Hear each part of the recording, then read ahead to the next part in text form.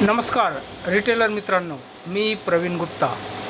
आपल्या विविध मागण्यांसाठी आपण एक निवेदन मुंडे साहेबांना दिले होते दिनांक 30/5 रोजी.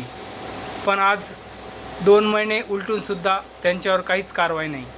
त्या निषेधार्थ नाशिक अन्न व औषध प्रशासन यांच्या ऑफिससमोर retail chemist and druggist association 18 ऑगस्टपासून आमरण उपोषणास बसत आहे. तरी सर्व रिटेलर मित्रांनी या आंदोलनात सहभागी होऊन आपल्या मागण्या कशा मान्य होतील याच्याकडे लक्ष द्यावे व या आंदोलनास पाठिंबा द्यावा ही नम्र विनंती. Pravin Gupta, retail chemist and druggist association, Maharashtra राज्य उपाध्यक्ष.